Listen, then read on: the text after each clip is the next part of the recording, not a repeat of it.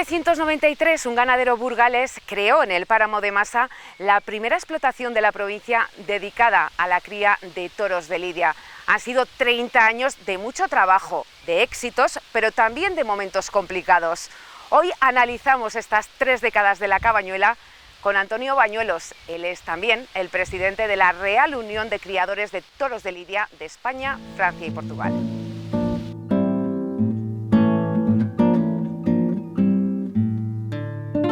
Estamos en el interior de esta finca celebrando los 30 años de la ganadería de Bravo de Antonio Bañuelos en la cabañuela, y estamos con su principal protagonista rodeado de un montón de reses. Algunas están ya a punto de ser lidiadas. Antonio Bañuelos, ¿qué tal? Muchas gracias por atendernos. Hola, muchísimas gracias por la visita.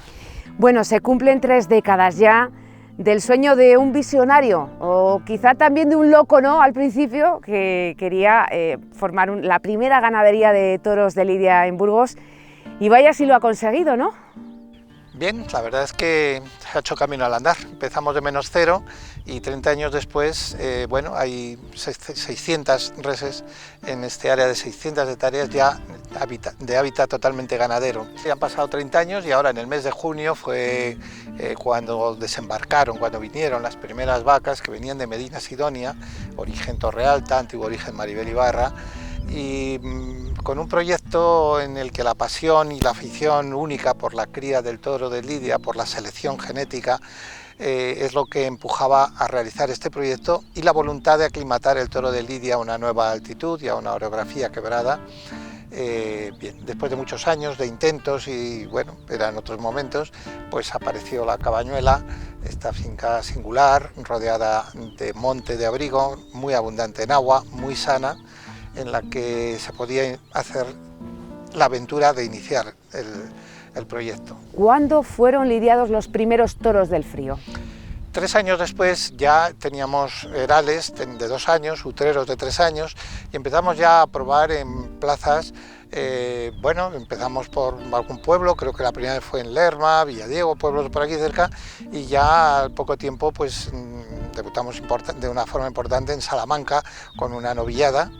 Y ya por el año 98-99 tuvimos el célebre indulto del toro de Gamarro en la plaza de Burgos, y esa nos marcó un antes y un después en la historia de la ganadería, porque ya se hicieron ecos de que existía este proyecto, de que teníamos calidad. Nosotros nos hicimos responsables de que estaba en muy buen momento la ganadería, de que habíamos acertado con los sementales, y ahí pues pusimos una exigencia tremenda, porque las figuras del toreo nos empezaron a llamar de todas las plazas, y a poco a los 10 años pues estábamos en Francia y estábamos lidiando en 15 años en todas las plazas de España, de primera y de Francia. Bueno, con diferencias, resultados, ¿no? Pero hemos estado en todas las plazas importantes y hemos conseguido, bueno, no debo decir éxito, sino es la obligación, ¿no? Momentos en el que lo que hemos querido criar se ha desarrollado luego en la plaza. Hablabas de esa adaptación al clima, a las condiciones del terreno. En este caso, ¿cuáles son los rasgos morfológicos que definen al toro de lidia que se cría en el páramo de Masa? Sí, efectivamente ponemos mucho interés en la selección, no solamente del comportamiento de los tentaderos de las madres, sino en la selección de su morfología y de sus hechuras. Toro bajo, toro que el torero pueda ver la penca del rabo, cornamenta acodada, que tenga trapío y que permita caber bien en la muleta, que le permita al torero torear con las zapatillas pegadas como se torea hoy en día, que es más difícil y más válido que nunca, más de verdad que nunca, y para ello se nos obliga a hacer un toro que tenga ese temple y esas características que puedan transmitir luego al tendido la emoción de lo que está produciendo en el ruedo. La primera vez que el toro se enfrenta, en este caso a un diestro, es en el mismo momento del espectáculo, pero antes se hace, digamos, esas pruebas, esa selección con las madres, en este caso, ¿no? Aquí, en la plaza de Tientas. Sí, efectivamente, el tentadero es a partir de 2 años, 2 años y medio, en que a las madres se las somete a una prueba de un comportamiento de 25 caracteres y se valora la actitud, la codicia, la calidad de la embestida, el temple que supuestamente va a poder transmitir a sus crías. Hay que tener en cuenta que un semental está en un cercado con 40 vacas. Lo que aporta el semental se lo aporta, en términos de bravura, a 40 productos que van a tener. Pero las vacas un año tienen un macho, otro año hembra. Por lo tanto, la aportación del semental es muy importante. ¿Cómo es el manejo de esta ganadería? Que también es extensiva, también es bovina, pero desde luego no es la usual que conocemos de toda la vida. Bueno, el manejo del toro de lidia es único, no tiene nada que ver, aunque el funcionamiento biológico lógicamente es el propio de cualquier bovino, pero el manejo en sí hay que hacerlo pues con muchísimo cuidado, teniendo en cuenta que es el animal que más memoria tiene, memoriza todo. Memoriza las distancias, esas distancias luego las puede tener en el momento de la lidia cuando está delante de una muleta o en el manejo en los corrales o incluso hasta para embarcarlos en un camión. Es muy delicado, necesita mucha experiencia y toda la cría está basada en la selección, en el manejo, en la alimentación y en la sanidad. Son los 4 pilares en los que una ganadería brava tiene que desarrollarse. Luego ya el gusto de cada ganadería o cada ganadero le permite el poder hacer variantes en cuanto a lo que quiere que suceda en el ruedo, en cuanto al tipo de lidia que quiere que tengan, porque cada toro tiene su tipo de lidia. ¿Cuánto tiempo pasa desde que nace el becerro hasta que sale a ese coso taurino? Bueno, puede ser en novilladas sin caballos, con 2 años, o nerales, en novilladas, lo que llaman novilladas, que son utreros, picadas con 3 años, y luego ya el toro de lidia tiene que haber cumplido los 4 años hasta los 6. Aquí están muy a capricho en esta finca, ¿no, Antonio? Bueno, es el animal mejor cuidado de todo, es un animal de razas, que durante su vida se le está preparando como atleta, con una alimentación muy compensada, con calcio en los momentos de desarrollo, de huesos al principio, luego cuidando la energía, la proteína, todos los correctores minerales que necesita en la aportación. No hay ningún animal que esté cuidado como el toro de lidia. Más luego se le hace en último año ya una serie de ejercicios de gimnasia, de correr para lograr un fondo y para lograr una resistencia en el último tercio de la lidia, que es cuando más falta le hace la fuerza, ¿no? ¿Qué comportamiento desea seleccionar el ganadero cuando el toro vaya a la plaza? Lo importante es la regularidad que año tras año vamos consiguiendo en las hechuras, lo que se llama estar muy entipada la ganadería en el tipo de su origen. Y ahí seleccionamos muchísimo externamente, ¿no? En el concepto de bravura queremos hacer un toro que tenga una duración hasta de embestida hasta su total agotamiento, hasta que se corte la faena. Esa es la capacidad de embestir. Luego, ese embestir puede tener una calidad por desplazarse largo, templado, porque permite al torero llevar la muleta más templada, la durabilidad y la codicia. Eso es lo que buscamos. Y todo eso, cuando se produce, pues se produce una transmisión de bravo, de un toro bravo en la muleta. Lo cierto es que la ganadería no para de encadenar problemas. Primero fue el coronavirus, la suspensión de corridas taurinas, después la guerra de Ucrania, que hizo encarecer mucho los costes de producción, y ahora la sequía. Este problema viene ya arrastrado desde el año 20, en el que se produce la pandemia. Primer año en la historia, no hubo ni guerras ni gripes históricas en las que no se celebraron festejos, y se hace una acumulación de un producto que no rota la mercancía, no rota el producto, porque tiene una duración de vida útil y tiene un consumo diario de alimentación. De ahí ya se produce una depresión económica en el año 20, en el año 21 con unos aforos limitados continúa igual, y ya en el año 22 hay un rebote de festejos que supera el 2019 con una expectación nunca creada, con una afluencia de gente joven que está llenando los tendidos hoy en día, y entonces artísticamente, por decir de alguna forma, y en cuanto a celebración de festejos, ha ido a más en mucho. Pero el costo sigue encareciéndose por la sequía y por los materiales, la escasez de materiales de la actual guerra de Ucrania, ¿no? O sea, no salimos de la pandemia, seguimos la sequía, seguimos la guerra, está muy complicada ahora la crianza del toro de lidia. además de ser el ganadero responsable de esta ganadería de la Cabañuela, es el presidente de la Real Unión de Criadores de Toros de Lidia de España, Francia y Portugal, con más de 300 ganaderías en estos países. ¿Con qué fin nació esta unión, Real Unión, mejor dicho, y cuáles son los retos que persiguen en la actualidad? Nació en 1905, creando un club de selección, pero no un club social, un club de ganaderos de selección de genética, en todas las condiciones y con el control morfológico que se lleva a través del Ministerio de Agricultura, de todas las generaciones. Entonces hay un hilo de selección genética controlado en el que hay varios encastes diferentes y es obligación de los ganaderos y obligación debería de ser de las instituciones de quien dependemos el promocionar, el fomentar y el favorecer la continuidad y entrar en la cadena alimentaria, que es otro proyecto en el que ya se ha avanzado muchísimo a través de esta Real Unión, poner en valor la carne del toro de Lidia como una raza de una selección genética de pura raza, con su denominación de origen por el Ministerio y con una presentación ya en muchas cartas de restaurantes, de chefs, de guías Michelin, de estrellas. Está ya por toda España esparcido la carne de Lidia como un producto de élite. Bueno, pues esperemos que el consumidor se familiarice con esa carne de Lidia. Mientras tanto, aquí el trabajo es intenso, diario.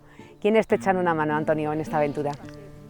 Bien, cuando hay labores de saneamiento, de herradero, hay un equipo que durante estos 30 años nos acompañan, de aficionados, de personas que disfrutan viniendo, y luego en el día a día pues hay dos personas que son indispensables y claves en el desarrollo de estos 30 años. Una cosa es la iniciativa de un ganadero y otra cosa es el día a día, la evolución y los cuidados, y para eso pues el mayoral Francisco, Lucía su mujer, los dos portugueses, hace 30 años pasaban por aquí, venían buscando trabajo, venían desde Suiza y dijeron pues aquí hay que hacer mucho, y nos hemos consolidado en un excelente equipo y gracias a ellos pues esto sigue adelante y tiene vida.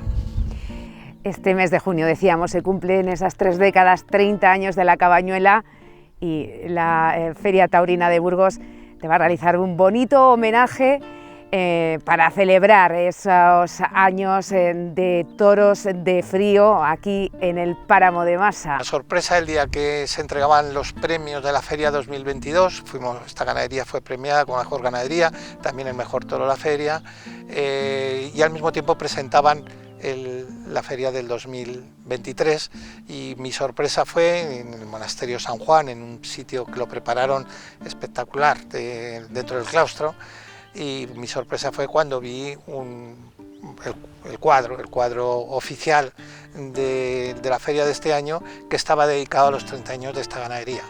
Fue un detalle muy bonito por parte de la empresa, que es la que anuncia los carteles, y bueno, se guardará como un referente para todos los años que vienen. Fue muy emocionante, y el cartel es espectacular, muy bonito, con la simbología del hierro, los 30 años, una difusión de un toro de Lidia con símbolos de la catedral, la cristalera incrustada. Es una obra de arte y sobre todo un detalle emocionante, bueno, que compensa muchos momentos difíciles. Para largo, ¿no? Esta aventura, Antonio. Sí, y estará el cartel siempre al lado para decidir las opiniones y las decisiones que tengamos que tomar. Y seguir indultando toros. Lo solicita al público y esa es la prueba más difícil que puede pasar un toro, ¿no? Muchas más que las que hacemos en el campo en la selección de sementales, con 2 años en las que el toro ni tiene el peso de un cuatreño ni tiene la memoria de un cuatreño. El primero fue en 1999 con Enrique Ponce en la Plaza de Toros de Burgos, el último este pasado verano en la Plaza de Roa con Morenito de Aranda. Ojalá sean muchos más, pero sobre todo que esta explotación siga manteniéndose y que se den aquí cientos de reses que puedan ser después lidiadas en los mejores festejos taurinos. Muchas gracias, Antonio Bañuelos, por atendernos y por enseñarnos estas instalaciones tan bonitas, tan espectaculares de ver. Nunca he estado tan cerca de un toro en mi vida. Y la verdad que la sensación es única. Gracias. Gracias a vosotros.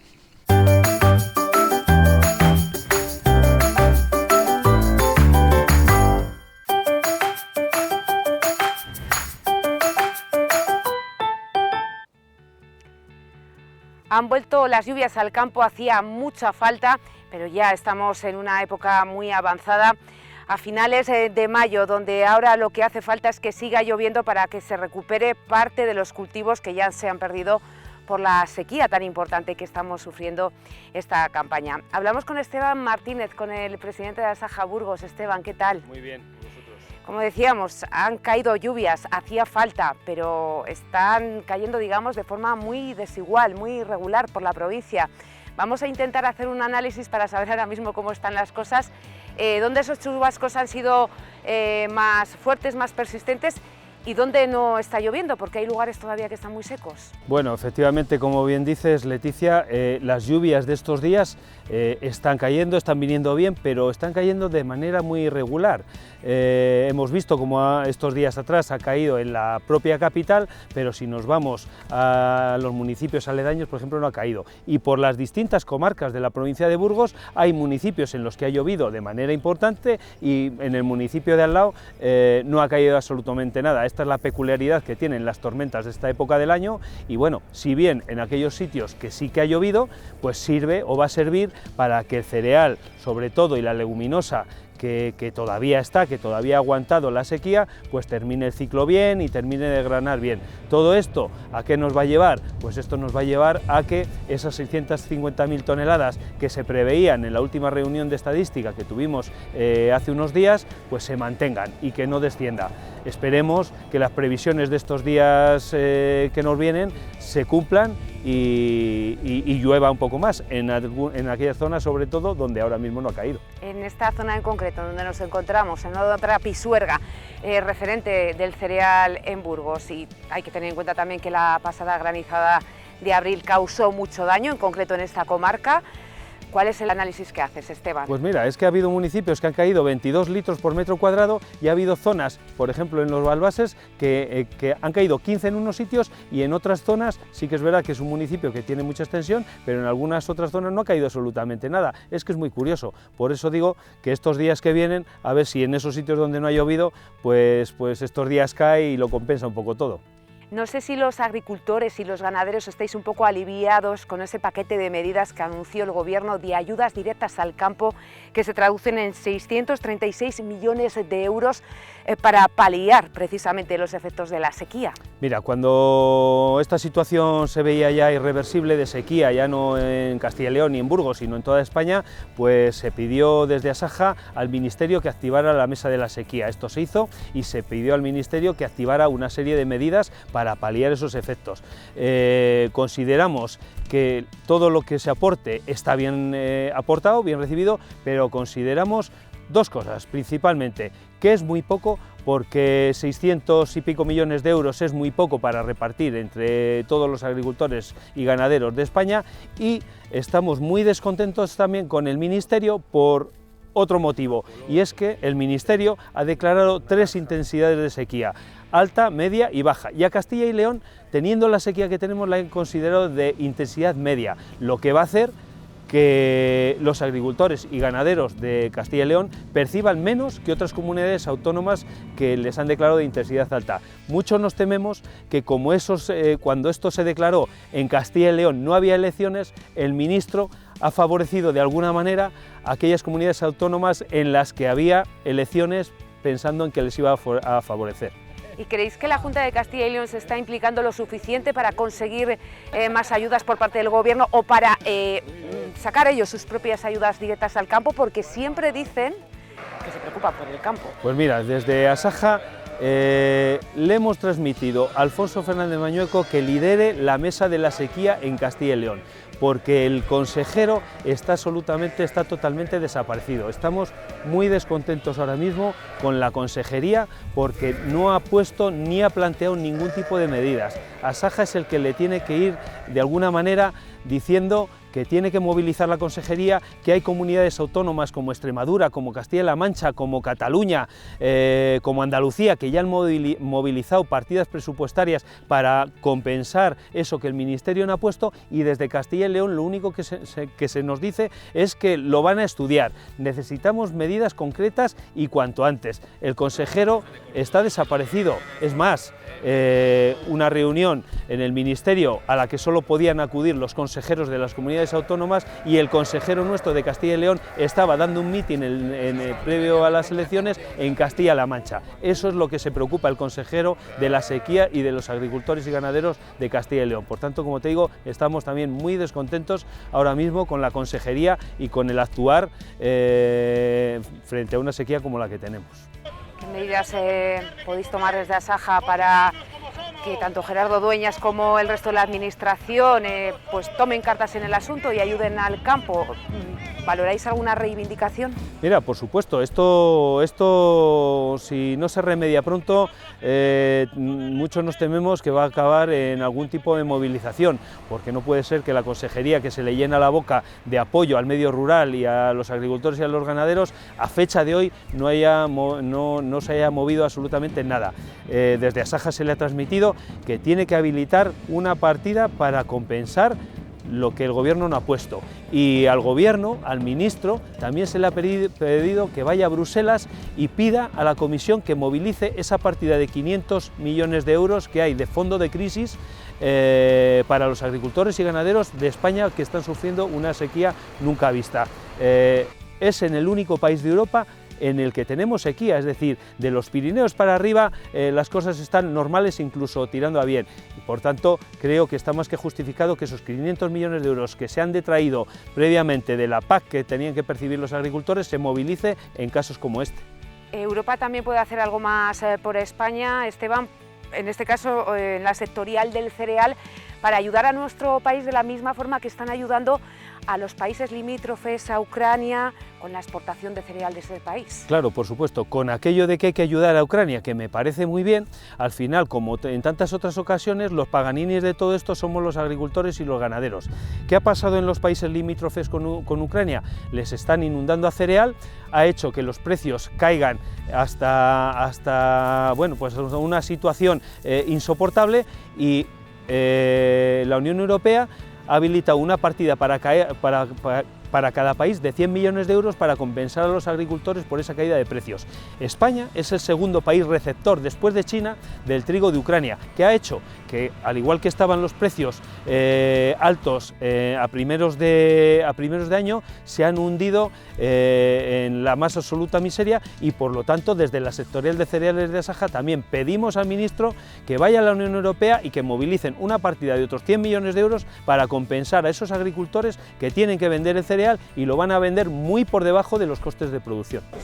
Cambiando de tema, Esteban, hace unos meses se empezó a formar una plataforma en apoyo a las infraestructuras de Burgos para pedir el corredor atlántico, para pedir infraestructuras que no acaban de llegar, como el tren directo. Parece que todo esto ya se está haciendo de una forma masiva, muy seria, con muchas asociaciones y organismos en esta plataforma liderada por la Cámara de Comercio. Va a haber una manifestación el 13 de junio en Burgos, se prevé masiva. ¿Va a participar también Asaja? Sí, por supuesto. Como casi todos sabemos, Adif y el Ministerio de Fomento deja aislado a Burgos, a la provincia de Burgos, en ese trazado de corredor atlántico y corredor centro. Creemos que es el momento de protestar, que es el momento de salir a la calle. Desde la Cámara de Comercio se nos pidió apoyo a Asaja también para que acompañáramos y para que presionáramos de alguna manera al Ministerio y a Adif. Nosotros, por supuesto, consideramos que es beneficio y es progreso para Burgos y para su provincia. Vamos a estar ahí, y desde aquí pedimos a todos los ciudadanos, agricultores, ganaderos y gente del medio rural en general, que apoye el día 13 esa movilización, porque es bueno para el desarrollo de Burgos, para la provincia, para la industria, y creo que es bueno para todos. Y como digo, pedimos ese apoyo pues a la gente que nosotros representamos, como no puede ser de otra manera. Pues el 13 de junio, esta manifestación tan importante para los intereses de todos los burgaleses. Gracias, Esteban. Hasta la próxima semana. Gracias a vosotros, como siempre.